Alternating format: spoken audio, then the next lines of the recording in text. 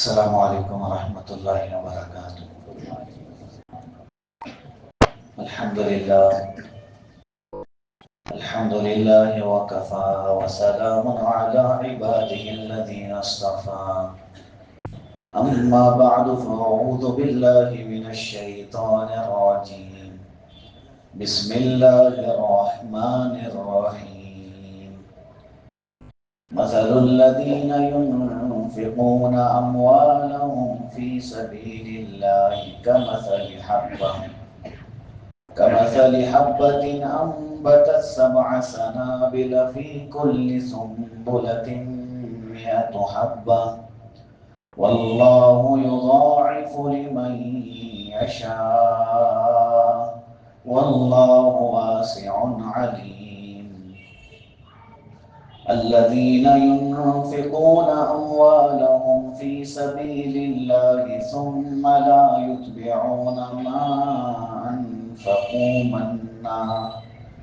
ما أنفقوا منا ولا أذى لهم أجرهم عند ربهم ولا خوف عليهم ولا هم يحزنون، قول معروف ومغفرة خير من صدقة يتبعها أذى، والله غني حليم۔ يا أيها الذين آمنوا لا تبطلوا صدقاتكم بالمن والأذى كالذي ينفق ماله رئاء الناس ولا يؤمن بالله واليوم الآخر، فمثله كمثل صفوان عليه تراب فأصابه وابل فتركه صلدا، لا يقدرون على شيء مما كسبوا، والله لا يهدي القوم الكافرين۔ صدق اللہ العظیم۔ معزز سامعین، اللہ کے لاڈلے اور پیارے بندوں، میرے دینی بھائیوں، عزیز و دوستوں اور بزرگوں، اللہ کے راستے میں مال کے خرچ کرنے کے بھی کچھ درجے ہیں ثواب کے اعتبار سے۔ کوئی ہے جو صرف اللہ کے راستے میں جس نے مال خرچ کیا، ثواب کے اعتبار سے ان کو 10 حصہ ثواب ملے گا، کیونکہ اللہ کا ضابطہ یہ ہے کہ کوئی ایک نیکی کرے گا اللہ اسے 10 گنا بڑھا کر ثواب دیتے ہیں۔ کسی کے اخلاص میں بہت زیادہ بڑھوتری ہے، پوری طرح سے اخلاص سے صرف ان کے اور اللہ کے درمیان میں یہ معاملہ ہے، اس کے علاوہ کوئی نہیں جانتا کہ انہوں نے کیا خرچ کیا ہے، کس پر خرچ کیا ہے اور کتنا خرچ کیا ہے، تو اس پر اللہ نے فرمایا کہ ان کو 700 گنا ثواب ملے گا۔ کسی نے خرچ کرنے میں ریاکاری سے کام لی، دکھاوے سے کام لیا، یا پھر احسان جتلایا، دینے کے بعد خرچ کرنے کے بعد جس نے احسان جتلایا اسے ذرا برابر بھی ثواب نہیں ملے گا۔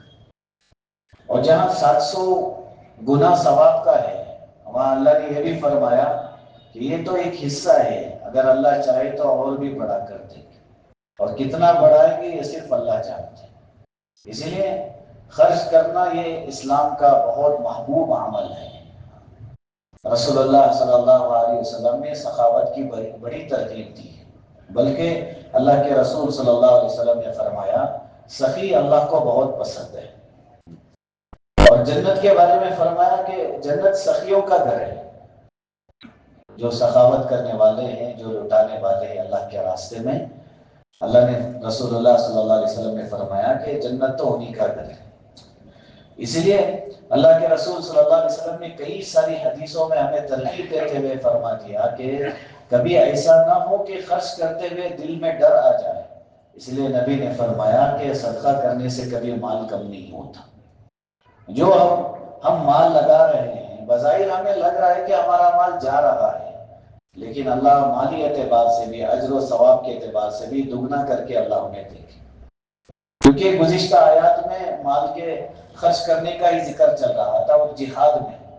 کیونکہ مال وہاں خرچ کیا جائے، جان وہاں لگایا جائے اللہ کے راستے میں، اگر نہ بھی لگایا تو دوسری جگہ ضرور لگ جائے۔ اس عنوان پہ بات چل رہی تھی، درمیان میں بنی اسرائیل کے واقعات آئے، پھر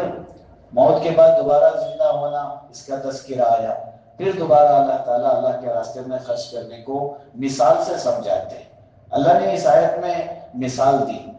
کہ اللہ کے راستے میں خرچ کرنے کی مثال ایسی ہے کہ کسی نے ایک دانہ بویا، صرف ایک دانہ زمین میں ڈالا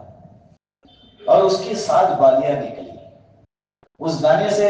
جو جھاڑ ہوگا،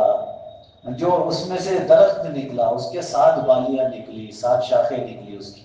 اور ہر بالی میں 100 دانے ہو گئے، تو یہ پورے 700 ہو گئے۔ اللہ نے فرمایا کوئی ایک پیسہ بھی خرچ کر رہا ہے اور اخلاص کے ساتھ اس کا خرچ کرنا ہے تو اللہ تعالیٰ جب اسے اجر دیں گے تو 700 گنا بڑھا کر دیں گے۔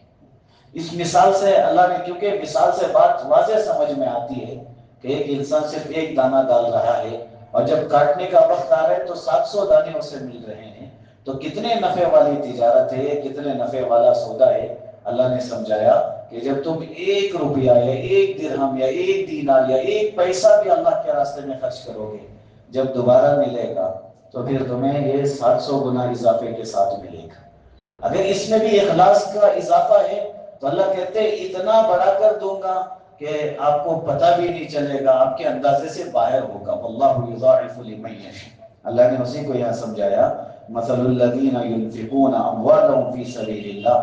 ان لوگوں کی مثال جو اللہ کے راستے میں اپنا مال خرچ کرتے ہیں۔ اب فی سبیل اللہ سے کیا مراد ہے، اس کے بارے میں 2 قول ہیں حضرات مفسرین کی۔ سب سے پہلے حضرات مفسرین نے بتایا کہ یہاں جہاد مراد ہے۔ جو جہاد میں مال لگاتے ہیں، یعنی وہ خود نہیں گئے، انہوں نے مال لگایا، تو ان کا یہ مال لگانا ان کو اجر و ثواب کے اعتبار سے 700 گنا ثواب ملے گا۔ لیکن جو خود بھی گئے ہیں اور مال بھی لگائے ہیں، حدیث میں ملتا ہے ان کو 7 لاکھ گنا ثواب ملے گا۔ اور فی سبیل اللہ سے ایک دوسری روایت جو حضرات مفسرین نے بتایا کہ ہر وہ جگہ جہاں مخلوق خدا کو نفع پہنچتا ہے، ہر وہ جگہ میں جہاں ضرورت مند کی ضرورت پوری ہوتی ہو، اس جگہ پہ خرچ کرنے کو اللہ کے راستے میں خرچ کرنا بتایا کہ ان لوگوں کی مثال جو اللہ کے راستے میں خرچ کرتے ہیں ایسی ہے جیسا ایک دانہ ہے جسے بویا گیا اور اس کے 7 بالیاں نکلی، فی کل سنبلۃ مئۃ حبۃ، اور ہر بالی میں 100 دانے نکلے، یعنی یہ پورے ملا کے 700 ہو گئے۔ آگے اللہ نے فرمایا واللہ یضاعف لمن یشاء، اللہ جس کو چاہتے ہیں بے حساب بڑھا کے اضافہ کر کے دیتے ہیں، 2 چند کر کے دیتے ہیں، کیونکہ واللہ واسع علیم، اللہ تعالیٰ وسعت والے اور علم والے، اللہ جانتے ہیں۔ خرچ کرنے والے کے اخلاص کا علم اللہ کو ہے، اور اللہ دینے میں بڑی وسعت رکھتے ہیں، جتنا بھی دے اللہ کے خزانے میں کوئی کمی نہیں آئے گی۔ لیکن مسئلہ یہ ہے کہ خرچ کرنے والوں میں 2 صفات نہیں ہونی چاہیے، 2 عادتیں ایسی ہیں جو خرچ کرنے والے میں نہ رہے۔ اسے اللہ نے سمجھایا الذین ينفقون اموالهم فی سبیل اللہ، وہ لوگ جو اللہ کے راستے میں اپنا مال خرچ کرتے ہیں، ثم لا يتبعون ما انفقوا منا ولا اذى، پھر اس مال کے خرچ کرنے کے بعد نہ تو اس پر احسان جتلاتے ہیں اور نہ اس کو تکلیف پہنچاتے ہیں۔ یعنی مال خرچ کرنے کے بعد احسان جتلانا، اسے حدیث میں بڑا برا عمل بتایا ہے،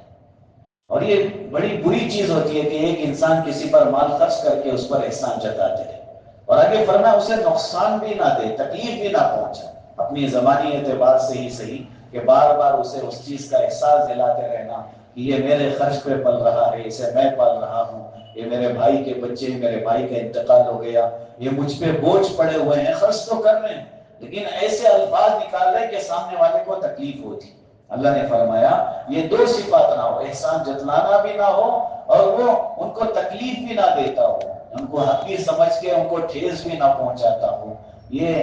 احسان جتلانے کے سلسلے میں حدیث میں ایک روایت ملتی ہے، رسول اللہ صلی اللہ علیہ وسلم نے فرمایا کہ بعض گناہ ایسے ہیں جن کو کل قیامت کے دن جن کے کرنے والے کی طرف اللہ نظر رحمت سے نہیں دیکھیں گے، اور اللہ تعالیٰ ان پر رحم بھی نہیں کریں گے، ان کو کل قیامت کے دن دردناک عذاب پہنچائیں گے، ان کو دردناک عذاب ملے گا۔ اور ان میں اللہ کے رسول صلی اللہ علیہ وسلم نے فرمایا ایک ماں باپ کا نافرمان ہے، ایک پیجامہ ٹخنوں سے نیچے لٹکانے والا ہے، دوسرا اور تیسرا فرمایا احسان جتلانے والا، لوگوں پر احسان کر کے پھر اسے بتاتے پھرنا۔ کیونکہ ایک بات علماء نے لکھی ہے یہاں پہ کہ ایک انسان نے اخلاص کے ساتھ ہی خرچ کیا تھا، جب خرچ کر رہے تھے اس وقت میں اخلاص تھا، لیکن بعد میں کچھ عرصے کے بعد پھر انہوں نے لوگوں کے درمیان میں اس کا تذکرہ اس لیے کیا تاکہ لوگوں کو پتا چلے کہ میں خرچ کرنے والا ہوں، تو پھر اس کا وہ جو اخلاص سے ملا ہوا ثواب تھا سارا ختم ہو جائے گا، سب اللہ غارت کر دیں گے، سارا ختم کر دیں۔ کتنے سال کے بعد ہی صحیح، جب تذکرہ کیا اس لیے کیا تاکہ لوگوں کے دل میں پتا چلے کہ میں بڑا سخی ہوں۔ اسی لیے رسول اللہ صلی اللہ علیہ وسلم نے فرمایا کل قیامت کے دن جب جہنم کی آگ کو بھڑکانا ہوگا ایندھن، اس وقت میں جن لوگوں کو پہلے اللہ ڈالیں گے جہنم میں، اس میں وہ سخی بھی ہوگا جو لوگوں میں بڑا خرچ کیا ہوگا لیکن صرف احسان جتلانے کی وجہ سے یا پھر لوگوں میں واہ واہ کی وجہ سے، ریاکاری کی وجہ سے اس نے خرچ کیا ہوگا، تو کل قیامت کے دن اللہ اسے سب سے پہلے جہنم میں ڈالے گا۔ اللہ ہماری حفاظت فرمائے، کیونکہ آج سوشل میڈیا کا یہ جو زمانہ ہے اس میں انسان کے اخلاص میں کمی آتی جا رہی ہے۔ کوئی بھی کام انسان کر رہا ہے وہ چاہتا ہے کہ سب سے پہلے اس کی فوٹو لے لیں، اور کوئی بھی خیر کا کام انسان کر رہا ہے وہ چاہتا ہے کہ سب سے پہلے اسے اسٹیٹس پہ لگا دیں۔ خاص طور پہ اس عنوان پہ میں رمضان میں بڑا زور دیا کرتا ہوں کہ یہ غریبی کا مذاق ہے۔ جب کسی کے ہاتھ میں اس کی ضرورت کی چیزیں دی جا رہی ہوں اور اسے اس کی غربت کا مذاق بھی بنایا جا رہا ہو تو بجائے دعا دینے کے بد دعا کرے گا، وہ دل سے یہ کہے گا کہ اللہ ایک ایسی مجبوری، اسے تو نے مالدار کیوں بنایا کیونکہ یہ میری ضرورت تو پوری کرتا ہے لیکن ساتھ میں احساس بھی دلاتا ہے کہ میں یتیم اور مسکین ہوں، میں غریب ہوں، میں فقیر ہوں، یا میرے باپ کے نہ ہونے کا یہ مجھے احساس بھی دلاتا ہے، یا وہ بیوہ جس کا شوہر دنیا میں نہیں ہے وہ بھی درد سے بد دعا کرے گی کہ اللہ راستے پہ لا کے کھڑا بھی کیا، لوگوں کے سامنے بتایا بھی کہ میرا شوہر دنیا میں نہیں ہے اور یہ میری ضرورت پوری بھی کر رہا ہے لیکن ذلیل کر کے کرتا ہے، رسوا کر کے کرتا ہے، میری ضرورت کو پورا کرنے سے لاکھ درجے بہتر تھا کہ یہ خاموش رہ جاتا، ضرورت پوری کرتے ہوئے یہ تکلیف بھی پہنچاتا ہے۔ احسان جتلانا اور تکلیف دینا یہ دو صفات اگر نہ ہو، اللہ نے فرمایا لہم اجر عند ربہم، لہم اجرہم عند ربہم، ان کے لیے اپنے رب کے پاس بہت بڑا ثواب ہے، بہت بڑا اجر ہے۔ جب یہ ان صفات سے ہٹ کر یعنی احسان جتلانے سے اور تکلیف دینے سے ہٹ کر جب صدقہ کریں گے، اللہ نے آگے فرمایا ولا خوف علیہم، ان پر کوئی خوف نہیں ہوگا، ولا هم يحزنون، اور ان کو کوئی غم بھی نہیں ہوگا۔ اس کے سلسلے میں حضرات علماء نے لکھا کہ جو مال لگا رہے ہیں اس کے ختم ہونے کا خوف بھی نہیں ہوگا اور آگے جا کے میرا کیا ہو جائے گا اس کا غم بھی نہیں ہوگا، اور کل قیامت کے سلسلے میں بتایا کہ جو ایسے اللہ کے راستے میں خرچ کرنے والا ہے اس کا یہ حال ہوگا کہ کل سارے لوگ ڈرے ہوئے ہوں گے اور غم میں ہوں گے کہ آگے میرا کیا مسئلہ ہوگا، لیکن اللہ کے راستے میں اخلاص سے خرچ کرنے والوں کے سلسلے میں بتایا کہ ان کو نہ خوف ہوگا نہ غم ہوگا، وہ اطمینان سے رہیں گے۔ اب یہ جو احسان جتلانے کا مسئلہ ہے، خرچ بھی کیا لیکن ساتھ میں احسان بھی جتلا ہے کہ میں نے لگایا، یہ جو الفاظ ہیں، یہ جو باتیں ہیں، اس طرح خرچ کرنے سے لاکھ بہتر ہے عذر کر دیں، نہ دے کر خاموش رہنا بہت بہتر ہے خرچ کرنے کر کے احسان جتلانے سے۔ اس بات کو اللہ نے فرمایا قول معروف ومغفرۃ خیر من صدقۃ یتبعها اذى،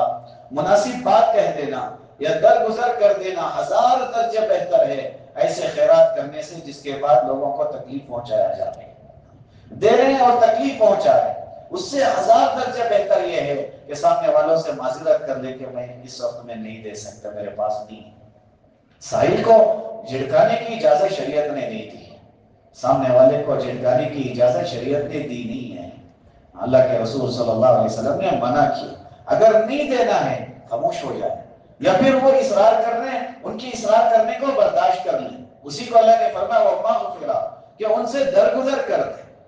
کہ وہ بہت زیادہ تکلیف دے کر ہی مانگ رہے ہیں، ان کو درگزر کر کے چھوڑ دے یا پھر ان سے معذرت کر لے کہ میں اس وقت میں نہیں دے سکتا، میرے پاس نہیں ہے، مجھے معاف کرے، یہ بہت زیادہ بہتر ہے اس خرچ کرنے سے جس کے خرچ کرنے کے بعد لوگوں کو تکلیف دی جا رہی ہے، دیا بھی جا رہا ہے، ان کو حقیر بھی سمجھا جا رہا ہے، ان کو ایسے جملے بولے جا رہے ہیں جس سے ان کو ٹھیس پہنچتی ہے، تو اس سے زیادہ بہتر ہے کہ ان سے اچھی باتیں کہیں یا ان سے درگزر کر کے وہاں سے نکل جائیں، کیونکہ معاملہ کیا ہے؟ واللہ غنی حلیم، اللہ تعالیٰ بے نیاز ہے، غنی ہے اور بردبار ہے۔ یہ جو صفات اللہ نے یہاں بیان کیا، اس کی یہی وجہ ہے کہ خرچ کر کے سامنے والے کو تکلیف دینا یہ اللہ کو پسند نہیں۔ تمہارے خرچ کرنے سے اللہ کو کوئی فائدہ نہیں ہونے والا۔ یہ بات اللہ نے بتا دی کہ اللہ خود غنی ہے، اللہ بے نیاز ہے۔ تمہارا خرچ کرنا تمہارے اپنے لیے ہے،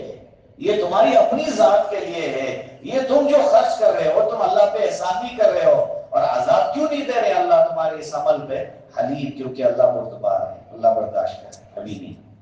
موقع دے رہے ہیں اللہ تعالیٰ۔ پھر آگے ایک ریاکاری کے ساتھ مال خرچ کرنے کے سلسلے میں اللہ نے آیت اتار کے بتایا، یا ایھا الذین آمنو، اے ایمان والو، لا تبطلوا صدقاتکم بالمن والاذی، کہ اپنے صدقات اور خیرات کو برباد مت کرو احسان جتلا کر یا تکلیف دے کر۔ خرچ کر کے بھی انسان اگر احسان جتلاتا ہے اس کا خرچ کرنا بیکار ہو جاتا ہے، خرچ کر کے اگر تکلیف دیتا ہے اس کا خرچ کرنا بیکار ہو جاتا ہے۔ اللہ نے فرمایا یہ کام مت کرو، کیونکہ اس طرح کرنا، اسے بھی اللہ نے مثال سے سمجھایا، کالذی ينفق مالہ رئاء الناس، اس کی مثال ایسی ہے جس طرح کسی نے اپنے مال کو لوگوں کو دکھانے کے لیے خرچ کیا، ولا یؤمن باللہ والیوم الاخر، اسے اللہ پر اور آخرت کے دن پر ایمان نہیں ہوتا ہے، وہ اللہ اور آخرت کے دن پر ایمان بھی نہیں رکھ رہا ہے۔ کیوں؟ کیونکہ جس انسان کو یہ یقین ہو کہ میرا ایک روپیہ خرچ کرنا آخرت میں اس کا مجھے اجر ملے گا، پھر وہ ریاکاری کے لیے خرچ نہیں کرے گا۔ تبھی تو رسول اللہ صلی اللہ علیہ وسلم نے فرمایا، جس نے دکھاوے کے لیے نماز پڑھا ہے اس نے اللہ کے ساتھ شرک کیا، جس نے صدقہ بھی دکھاوے کے لیے کیا اس نے شرک کیا، جس نے روزہ بھی دکھاوے کے لیے رکھا ہے رسول اللہ نے فرمایا اس نے شرک والا عمل کیا ہے۔ اسے اللہ پر آخرت کے دن پر یقین ہونا، پھر وہ ریاکاری کے ساتھ کام نہیں لے گا۔ فَمَثَلُهُ كَمَثَلِ صَفْوَانٍ، اللہ نے فرمایا اس شخص کی مثال تو ایسی ہے جیسے ایک شخص نے ایک چکنے پتھر پر لے جا کے ایک دانے کو بو دیا، ایک دانے کو رکھ دیا، ایک چکنا پتھر ہے اس پر کچھ مٹی پڑی ہوئی ہے، کمثل صفوان علیہ تراب، اللہ کہتے ہیں اس چکنے پتھر کی مثال کی طرح جس پر تھوڑی سی مٹی پڑی ہوئی ہے، اس پڑی ہوئی مٹی کے بارے میں اس نے یہ سوچ لیا کہ اس سے بہت سارے دانے اگیں گے، وہاں جا کے اس نے اپنا غلہ ڈال دیا، جب بارش آیا تو مٹی ایسے گئی کہ وہ چکنا پتھر صاف ظاہر ہونے لگا، اس کی ساری چکناہٹ ظاہر ہونے لگی، یعنی اس کا لگایا ہوا دانا بھول کر چلا گیا۔ اسی طرح کوئی دکھاوے کے لیے مال خرچ کرتا ہے، اس کے اعمال ایسے ضائع ہوں گے کہ وہ چکنے پتھر کی طرح ہو جائیں گے، اسے کچھ بھی نہیں ملے گا۔ وہ ایسی جگہ پہ لے جا کے مال ڈال رہا ہے جہاں اگنے کا سوال ہی پیدا نہیں ہوتا، کیونکہ وہ مٹی ایک چکنے پتھر پہ تھی اور تھوڑی سی مٹی تھی، وہاں کچھ بھی نہیں اگ سکتا، وہاں اگنے کا سوال پیدا نہیں ہوتا۔ اللہ نے فرمایا مال کو دکھاوے کے لیے خرچ کرنا ایسے ہی ہے جیسے چکنے پتھر پر پڑے ہوئے مٹی پر لے جا کے اگانا۔ اللہ نے فرمایا کمثل صفوان، اس کی حالت تو ایسی ہے جیسے ایک چکنا پتھر ہو، علیہ تراب، اس پر کچھ مٹی آ گئی ہو، فاصابہ وابل، پھر زوردار بارش پڑ جائے، فترکہ صلدا، پھر اس کو ایک دم بالکل صاف کر دے، وہ سارا ختم ہو جائے گا، جیسے بارش کے آنے سے وہ پوری مٹی بہہ کر چلی جائے گی، اسی طرح ریاکاری کی وجہ سے اس کا سارا مال کا خرچ کرنا ضائع ہو جائے گا۔ اللہ نے آگے فرمایا لا یقدرون علی شیء مما کسبوا، ایسے لوگوں کو اپنی کمائی کا ذرا بھی ہاتھ نہیں لگے گا، ان کو تھوڑا بھی فائدہ نہیں ہوگا، جو انہوں نے کمایا، جو انہوں نے لگایا، اس کا ان کو ذرا برابر بھی فائدہ نہیں ہوگا۔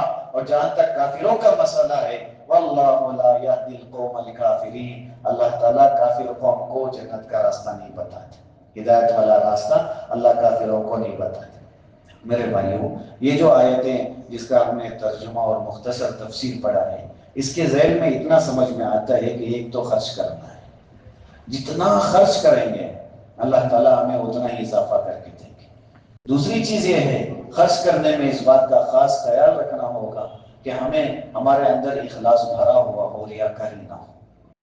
کیونکہ میں نے اس عنوان پہ پہلے بہت ساری باتیں آپ حضرات کے سامنے رکھی ہیں۔ مختصر یہ ہے کہ کوئی انسان جب خرچ کر رہا ہے اور سامنے والا جب لے رہا ہے تو خرچ کرنے والے کے دل میں ایک لمحے کے لیے بھی یہ خیال نہ آئے کہ میں احسان کر رہا ہوں، بلکہ اس کے الگ سے یہ خیال کر سکتا ہے کہ اللہ تیرا احسان ہے، مجھے دینے والا بنایا، لینے والا نہیں بنایا۔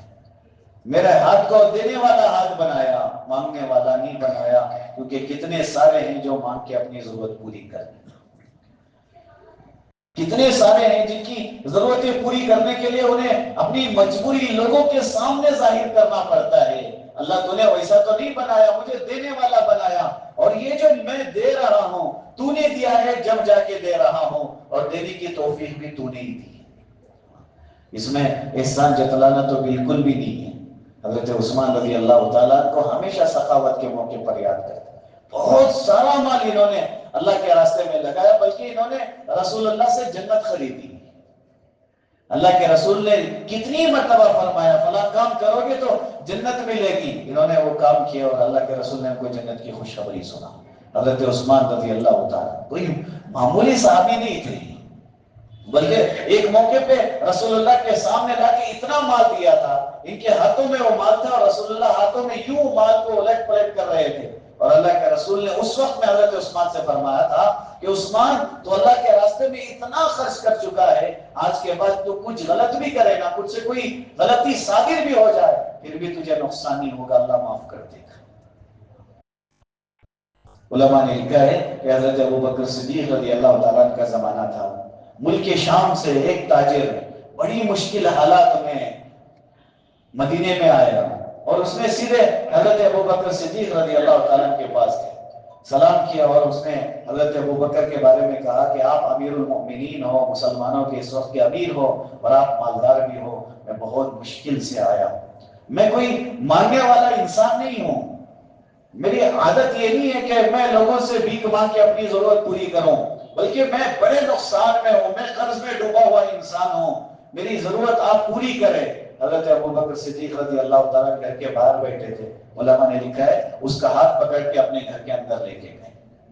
اور جا کے اسے اپنے گھر میں بٹھایا، وہ اندر جا کے جس چارپائی پہ بٹھایا وہ پریشان ہو گیا اس چارپائی کو دیکھ کے کہ یہ وقت کا امیر المؤمنین ہے، لیکن اس سے بہتر تو چارپائی میرے گھر میں ہے۔ اس وقت میں حضرت ابوبکر صدیق رضی اللہ تعالیٰ نے اس سے فرمایا کہ تو بڑی امید کے ساتھ میرے پاس آیا، لیکن یاد رکھ 3 دن گزر گئے میں نے ایک لقمہ نہیں کھایا ہے، یہ میرے گھر کی حالت ہے۔ اور وہ اس وقت میں امیر المؤمنین تھے، مسلمانوں کے بادشاہ تھے، کہ اس وقت میں 3 دن سے ایک دانہ میں نے نہیں کھایا ہے۔ وہ کہنے لگا میں بڑی امید سے آیا، تو حضرت ابوبکر نے فرمایا تو عثمان کے پاس چلا جا۔ وہ انسان اٹھ کے جا رہا تھا اور اس نے کہا کہ امیر المؤمنین میری ضرورت بہت بڑی ہے، کیا عثمان سے اس کا اظہار کروں؟ تو حضرت ابوبکر صدیق رضی اللہ نے فرمایا اس کی ضرورت نہیں پڑے گی، صرف جانا اور اس کے سامنے بس یہ کہنا کہ میں مسلمان ہوں اور میں رسول اللہ کا غلام ہوں اور امتی ہوں، تیری ضرورت کا وہ خود خیال کر لے گا۔ پھر سے انہوں نے کہا امیر المؤمنین آپ کا نام بتا دو، آپ نے بھیجا ہے۔ انہوں نے کہا تجھے اس کی بھی ضرورت نہیں پڑے گی، تو صرف جا اس کے پاس۔ وہ جو ملک شام سے آیا تھا، وہ جو تاجر تھا، جب وہ حضرت عثمان رضی اللہ تعالیٰ کے دروازے پر پہنچا، اس نے دستک دی، لیکن اندر سے ایک آواز سنی جس میں حضرت عثمان رضی اللہ تعالیٰ اپنے گھر کے احباب کو، اپنی بیوی اور بچوں کو غصے سے ڈانٹ رہے تھے کہ تم لوگ کیا کر رہے ہو، دودھ میں شہد کوئی ملا کے پیتا ہے، یا تو دودھ استعمال کرو یا تو شہد استعمال کرو، دو چیزوں کو ملا کے زائد کیوں استعمال کر رہے ہو، اتنا زیادہ خرچ کیوں کر رہے ہو؟ یہ تاجر سوچنے لگے کس کے دروازے پہ بھیج دیا، میری بڑی ضرورت ہے، لیکن یہ بندہ وہ ہے جو اپنی بیوی بچوں کو اس بات پہ غصہ کر رہا ہے کہ انہوں نے دودھ میں شہد ملا کے پیا ہے۔ وہ سوچ کے بعض روایتوں میں واپس آنے لگا، اور بعض روایتوں میں ہے کہ چلو جب آ گئے ہیں تو بات کر کے چلے جائیں، کھڑے ہو گئے۔ جب حضرت عثمان رضی اللہ تعالیٰ نے دروازہ کھولا تو اس نے سلام کیا، حضرت عثمان نے جواب دیا اور مسکرایا۔ مسکرانے کی وجہ علماء نے لکھا ہے کہ جو مسکرایا تھا وہ اس لیے کیونکہ جنہوں نے سلام کیا تھا وہ مسلمان تھے، وہ رسول اللہ کے امتی تھے۔ یہ صحابہ کے صفات تھے، ایک مسلمان کو دیکھ کے دوسرا مسلمان خوش ہو جاتا تھا۔ اور پھر حضرت عثمان رضی اللہ تعالیٰ نے ان کو بٹھایا، بٹھا کے سب سے پہلے ان کی میزبانی میں جو چیز پیش کی وہ دودھ کے ساتھ شہد تھا۔ اس کے سامنے لا کے دودھ رکھا گیا جس میں شہد ملا ہوا تھا۔ وہ انسان دودھ پی بھی رہا ہے اور سوچ رہا ہے کہ یہ کون سا بندہ ہے، ابھی اپنی بیوی اور بچوں پہ غصہ کر رہا تھا، لیکن مجھے وہ چیز ملا رہا ہے جس میں شہد ملی ہوئی ہے۔ پھر کھجور کا حلوہ لا کے رکھا گیا۔ جب کھانے پینے سے فارغ ہوئے پھر حضرت عثمان نے پوچھا بتاؤ کیا بات ہے؟ اس نے کہا کہ میں بڑے دور سے آیا ہوں اور میں بڑی مشکل میں ہوں۔ حضرت عثمان نے فرمایا بس کافی ہے، اپنے غلام کو بلایا، ایک اونٹ منگوایا، اس پہ بہت سارا سامان لگا ہوا تھا۔ حضرت عثمان رضی اللہ تعالیٰ نے اس سے فرمایا کہ دیکھ اس میں تیرے اور تیرے گھر والوں کی ضرورت کے سامان رکھے ہوئے ہیں، اور اس میں 6000 دینار بھی میں نے رکھا ہوا ہے۔ وہ کہتے ہیں میری ضرورت 3000 دینار کی تھی، انہوں نے 6000 رکھے تھے۔ میری ضرورت 3000 کی تھی، انہوں نے 6000 رکھے تھے، اور انہوں نے کہا کہ تم اس سواری کو لے کر چلے جاؤ۔ انہوں نے کہا کہ میں اونٹ واپس کرنے کے لیے کیسے آؤں؟ حضرت عثمان نے فرمایا میں واپس لانے کے لیے نہیں دے رہا ہوں، یہ تمہارے اپنے لیے ہے۔ یہ جو سخاوت کی جو علامت ہے نا، یہ صحابہ کے ساتھ ایسی جڑی ہوئی ہے، شاید کبھی سوچا بھی نہیں ہوگا کہ اتنا کیوں دوں اسے، پہلے پوچھ تو لو کہ اس کی کتنی ضرورت ہے، پوچھا بھی نہیں، 6000 دینار لگا دیا۔ وہ انسان دل میں کئی سارے سوال لیے بیٹھا ہے، اس نے وہ یہ سوچ رہا ہے کہ یہ انسان اپنے گھر والوں پہ اس لیے ڈانٹ رہا ہے کہ انہوں نے دودھ کے ساتھ شہد ملایا اور مجھ پہ اتنا لٹا رہا ہے۔ انہوں نے پوچھ لیا، رہا نہیں گیا، اور کہا عثمان سمجھ میں نہیں آتا، ابھی تو اپنے گھر والوں کو اس معاملے میں غصہ کر رہے تھے، لیکن مجھے وہ ساری چیزیں بھی دے رہے ہو اور میری ضرورت بھی پوری کر رہے ہو۔ حضرت عثمان رضی اللہ عنہ نے فرمایا کہ بھائی اللہ نے مجھے میرا یہ مال جو دیا ہے یہ رسول اللہ کی امت کی ضرورت پوری کرنے کے لیے ہے، میرے گھر کے عیش و آرام کے لیے نہیں ہے۔ خرچ کرنے سے پہلے شاید اس کے برخلاف لوگوں کو خیال آتا ہو کیوں خرچ کریں، میں نے کمایا میرے اپنے لیے ہے، میں دوسروں پہ کیوں لگا دوں؟ لیکن حضرت عثمان نے کبھی نہیں سوچا، انہوں نے یہ سوچا کہ اللہ نے مال میرے گھر والوں کو عیش و آرام میں رہنے کے لیے نہیں دیا ہے، وہ امت کی ضرورت کو پورا کرنے کے لیے دیا ہے۔ اتنے ضرورت مند ہیں جن کی ضرورت کو ہم نے محسوس ہی نہیں کیا ہوتا۔ ایک مضمون میں پڑھ رہا تھا کہ ایک دم سے اچانک چیکنگ کرنے والی ایک تفتیشی جو جماعت ہوتی ہے وہ اسکول کے اندر داخل ہو گئی، کلاس روم میں ہر کلاس میں جا کے، لڑکیوں کی اسکول تھی اس میں چیکنگ کر رہے تھے۔ آخر میں جس کلاس میں داخل ہوئے جا کے وہاں چیک کرتے ہوئے انہوں نے دیکھا کہ کونے میں بیٹھی ہوئی ایک لڑکی بڑی گھبرا رہی تھی، وہ ڈر سے شرمندہ ہو رہی تھی۔ جب جا کے اس کے قریب کھڑے ہو گئے اور اس سے بیگ مانگا اسے کھول کر دیکھنے کے لیے، تو اس نے دینے سے انکار کر دیا، کہا نہیں میں نہیں دوں گی۔ بہت کوشش کی تو غصے سے کہا کہ میرے بیگ کو چیک کرنے کی ضرورت نہیں ہے۔ تو پورے جو آئے ہوئے تھے سب غصے میں آ گئے، سب جمع ہو گئے، سب نے زبردستی اس سے بیگ کھینچا، پھر اسے اپنے دفتر میں لے کے گئے۔ جب جا کے اس کے بیگ کو کھولا تو سب کی آنکھوں میں آنسو آ گئے۔ سب نے پہلے یہ سوچا کہ شاید کچھ غلط چیزیں اس نے اپنی بیگ میں رکھی ہوگی، لیکن جب بیگ کھولا تو دیکھا کہ جو دوسرے جو لڑکیاں تھیں جن کا بچا ہوا کھانا جو انہوں نے پھینکا تھا وہ سارا کھانا اس کے بیگ میں رکھا ہوا تھا۔ وہ سارے ٹوٹے ہوئے وہ روٹی کے ٹکڑے وہ سب کچھ اس کے بیگ میں رکھا ہوا تھا۔ اس نے کہا مجھے معاف کرنا، میں نے سب کے سامنے آپ پہ غصہ کیا کہ میری بیگ کھول کے مت دیکھنا، کیونکہ میں نہیں چاہتی تھی کہ میرا یہ راز فاش ہو۔ روزانہ میں گھر سے بیگ تو لے کے آتی ہوں لیکن کھانے کے لیے کچھ نہیں ہوتا، جب سارے کھا کے اٹھ کے جاتی ہیں ان کا بچا ہوا کھانا جو وہ پھینکتی ہیں اسے میں جمع کر کے لے کے جاتی ہوں، پھر میری بہنیں اور میری ماں رات کا کھانا کھا کے سو جاتی ہیں۔ جب تک ایسی چیزیں ہم خود گھس کے نہیں دیکھیں گے نا پھر ہمارے سمجھ میں نہیں آئے گی۔ رسول اللہ نے کتنی پیاری بات بتائی، جو انسان پیڑ بھر کے کھا رہے اور پڑوسی بھوک کی وجہ سے کروٹیں لے رہا ہے، میرے نبی نے فرمایا وہ قابل ایمان والا نہیں ہو سکتا۔ شریعت کتنی پیاری ہے۔ میرے نبی نے فرمایا جب تمہارے گھر میں کوئی اچھا گوشت کا سالن پک رہا ہو، تمہیں پکانے کا موقع مل رہا ہے، تھوڑا سا پانی زیادہ کر لو، گوشت نہیں تو کم سے کم شوربہ تو پہنچا دو، ورنہ ان کے گھر میں ان کے بچے اگر اس چیز کی مانگ کر لے اپنی ماں سے اور وہ نہ دے سکے تو پھر ان کو کتنی تکلیف ہوگی۔ میرے بھائیوں خرچ کرنے میں اللہ نے جو سکون رکھا ہے نا یہ کسی اور چیز میں نہیں ہے، دینے میں، کسی کی ضرورت کو پورا کرنے میں جو راحت اللہ نے دیا ہے نا وہ کسی اور چیز میں نہیں ہے، وہ کسی اور چیز میں نہیں مل سکتی۔ حضرت عثمان رضی اللہ تعالیٰ نے فرمایا مال اللہ نے مجھے امت کی ضرورت پورا کرنے کے لیے دیا ہے، میرے بھی بچوں کی ضرورت کو عیش و آرام سے رکھنے کے لیے نہیں ہے۔ وہ انسان جانے لگا اور جاتے ہوئے اس نے ان کا شکریہ ادا کیا، اس نے کہا کہ میں آپ کا شکریہ ادا کرتا ہوں۔ انہوں نے کہا شکریہ میرا نہیں اللہ کا شکریہ ادا کرو، پھر اس کے بعد بھی اگر تمہیں لگتا ہے کہ کسی کا شکریہ ادا کرنا ہے تو ابو بکر کا شکریہ ادا کرو۔ وہ انسان حیران ہے کہ میں نے بتایا ہی نہیں تھا کہ مجھے ابو بکر نے بھیجا ہے، وہ پریشان تھے۔ لیکن یہ وہ بندہ ہے جو اپنے شکریہ کو پسند نہیں کرتا، بلکہ ان کے شکریہ کو پسند کر رہے ہیں جنہوں نے راستہ بتایا تھا۔ میرے بھائیوں، مال چھپا کے رکھنے میں کوئی کمال نہیں ہے۔ یہ جو آیت ہے جس میں اللہ نے اتنی تفصیل سے مثال سے سمجھایا، کیونکہ ایمان والے کو خرچ کرتے رہے مزہ ہے، فطری طور پر انسان کو اپنے مال سے محبت ہو جاتی ہے، وہ فطری طور پر ہے۔ لیکن جب وہ تھوڑی سی مشقت میں آ کے اللہ کے لیے خرچ کرنے پہ آ جائے، پھر ایسے فضائل آنکھوں کے سامنے آتی ہیں کہ آج صرف 1 روپیہ اپنے جیب سے نکل رہا ہے، لیکن جب اللہ دے گا 700 گنا بڑھا کر دے گا تو کتنا اضافہ ہوگا، اور میں پورے اخلاص سے جب خرچ کروں گا۔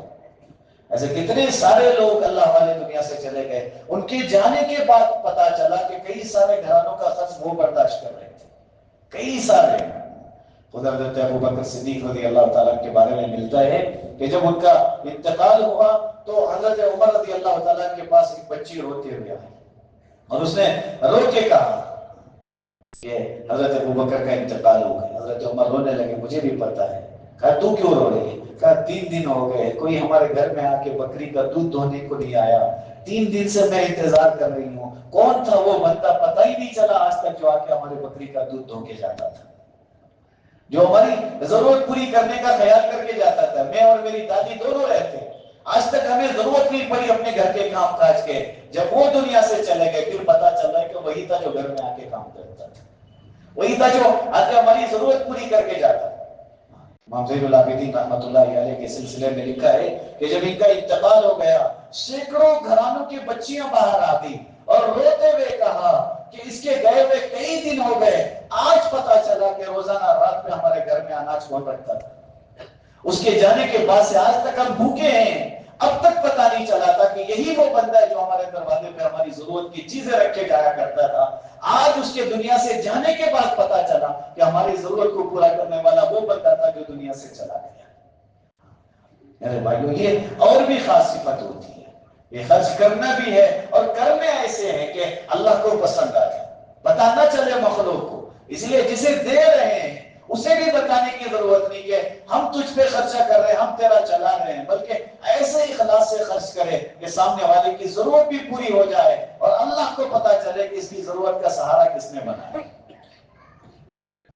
یہ صفات اللہ کو بڑے پسند ہے۔ اللہ تعالیٰ نے ان آیتوں میں انہی کا ذکر کیا کہ ایک وہ انسان ہے جو ریاکاری میں خرچ کرتا ہے، اس کی مثال ایسی ہے کہ اس نے کچھ بھی کیا نہیں۔ ایک وہ ہے جو اخلاص سے خرچ کرتا ہے، اس کی مثال ایسی ہے صرف ایک نہیں 700 گنا بڑھا کے خرچ کرے۔ اللہ سے دعا ہے اللہ تعالیٰ ہمیں ان آیات پر، ان تفاسیر پر اللہ ہمیں عمل کرنے کی توفیق نصیب فرما۔ الحمدللہ رب العالمین، اللهم صل على سيدنا شفيعنا حبيبنا مولانا محمد وبارك وسلم۔ اللهم لا سهل إلا ما جعلته سهلا وأنت تجعل الحزن سهلا إذا شئت۔ اللهم اهدنا بتائیدک یا رب العالمین۔ اللہ بہت بڑے گناہ گار ہیں، خطا کار ہیں، مجرم و سیاہ کار ہیں۔ اللہ زندگی کے بڑے، اللہ اس چھوٹے سے مختصر سی زندگی میں بڑے بڑے گناہ کر ڈالے ہیں۔ اللہ ہمیں معاف فرما دے، اللہ ہمیں معاف فرما دے۔ اللہ تو نے اگر طے کر لیا ہمیں معاف نہیں کرنا ہے، پھر بھی ہم منائیں گے، ہمیں معاف فرما دے۔ حالات بتا رہے ہیں آپ ہم سے ناراض ہو گئے، آپ ناراض ہو جائیں گے ہم کدھر جائیں گے؟ اللہ ہمارا کوئی نہیں ہے، آپ کے علاوہ ہمارا کوئی سہارا نہیں ہے۔ اللہ امت کی مدد فرما، اللہ امت کے حال پر رحم فرما، اللہ ہمارے ظاہر اور باطن کو درست فرما۔ اے اللہ تقوی والی زندگی نصیب فرما، تجھے راضی کرنے والی زندگی نصیب فرما۔ اللہ تجھے ناراض کرنے والی زندگی اور موت سے ہماری حفاظت فرما۔ یا اللہ تقوی کے ساتھ زندگی گزارنے کے فیصلے فرما۔ اللہ جتنی ساری امانتیں آپ نے ہمیں دی ہیں امت تک صحیح معنوں میں پہنچانے کی توفیق نصیب فرما۔ اللہ خصوصاً امت کے مالدار احباب کو مال کا حق ادا کرنے کی توفیق نصیب فرما۔ اللہ ہماری بہت ساری بچیاں ہیں جن کو ضرورت پورا کرنے کے لیے اپنے جسم کے سودے کرنے پڑ رہے ہیں۔ اللہ یہ ہماری غلطیاں ہیں، ہمیں معاف فرما دے، ہماری غلطیاں ہمیں معاف فرما دے۔ اللہ جتنے اللہ حقوق آپ نے مال کے ساتھ جڑے ہوئے ہیں ان سارے حقوق کو خیال کرنے کی توفیق نصیب فرما۔ اللہ آج جہالت نے اس طرح لوگوں میں گھر کر گئی ہے، بہت سارے ہیں جو اپنے بھائیوں کو نچلا دکھانے کے لیے اپنا مال کا روپ دکھا رہے ہیں، وہ بھائی یا اس کے بچے یا اللہ اپنی غربت میں کڑے جا رہے ہیں۔ اللہ امت کو صحیح سمجھ نصیب فرما۔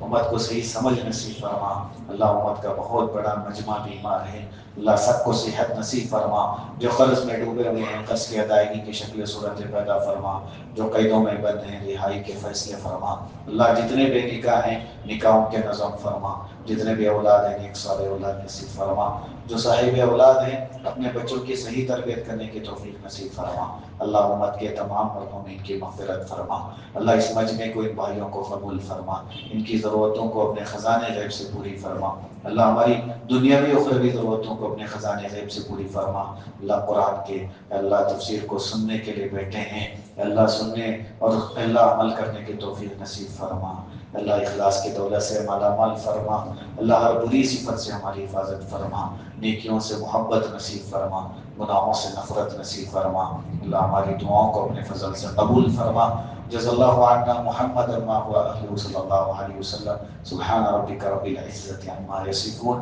وسلام علی المرسلین والحمد للہ